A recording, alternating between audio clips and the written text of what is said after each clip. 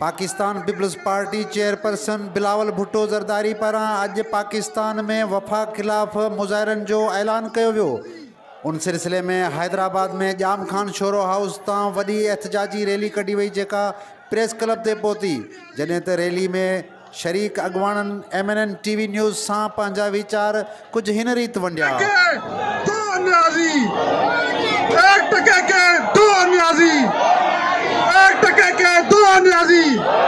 बिस्मिल्लाहिर्रहमानिर्रहीम। आज जो को मुजाहिरो आहे महंगाई के खिलाफ,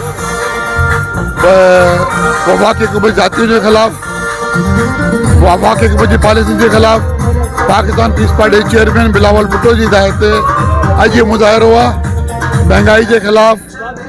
आए मुल्क में जेके इन वक्त गवर्नमेंट की पॉलिसी उनके खिलाफ आज मुजाहिरो आहे। लेकिन गवर्नमेंट मौजूदा गवर्नमेंट इमरान खान की पॉलिसियुनि के खिलाफ जी महंगाई कई है उन खिलाफ आवाम रोडन ते निकरी आई है। ही तव्हां हज़ारनि की तादाद में माण्हू ॾिसो पिया जेके हिते गॾु थियनि पिया।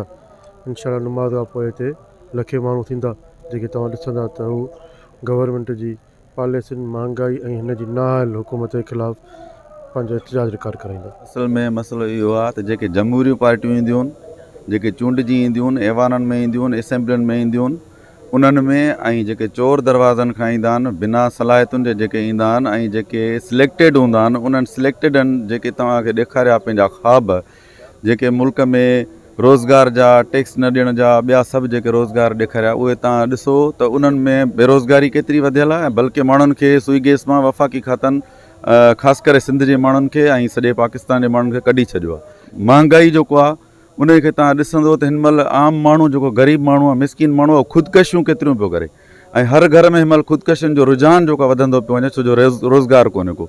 माण्हुनि खे रोज़गार खपे, उन जे लाइ मोहतरम Bilawal Bhutto chairman Peoples Party जे उन जेको आहे सॼे पाकिस्तान में ऐलान कयो त जेको आहे सो ही जाली हुकूमत ऐं जुड़तू हुकूमत, इहा जेका हुकूमत आहे इहा जेका चोर दरवाज़े खां आयल आहे ऐं चोर दरवाज़े खां आयल जेका हुकूमत आहे उहा नामंज़ूर आहे। उन जे ख़िलाफ़ अॼु असां जेको आहे सो सॼे पाकिस्तान में हज़ारे लखे माण्हू जेको गॾु थी करे पंहिंजनि अॻवाननि सां रैली में शरीक थी रहिया आहियूं।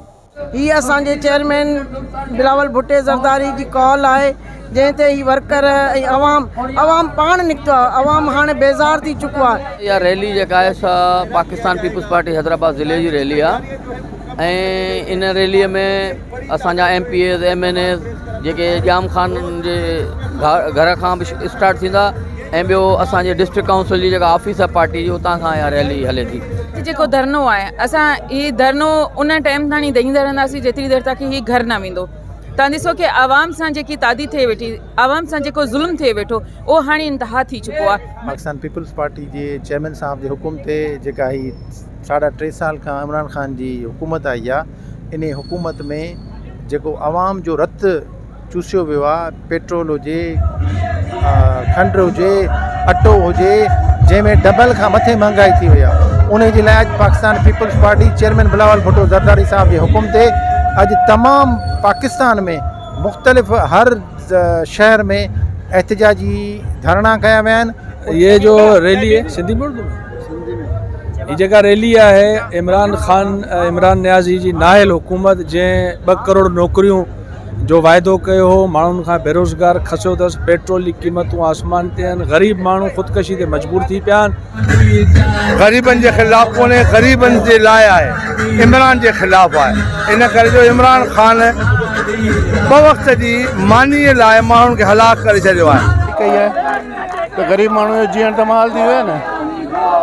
इन सिलसिले में असां पीपल्स पार्टी वारनि ये एहतजाजी रैली कढी आहे। हुकूमत खे चवंदासीं ग़रीबनि खे जीअण ॾियो, कुछ तो सस्ती करो, ॿियो न त पघार त वधाइनि ग़रीबनि जूं जेके सरकारी नौकरी में आहिनि, बाक़ी मज़दूर ई त ॾियाड़ी उही 700 रुपया आहे।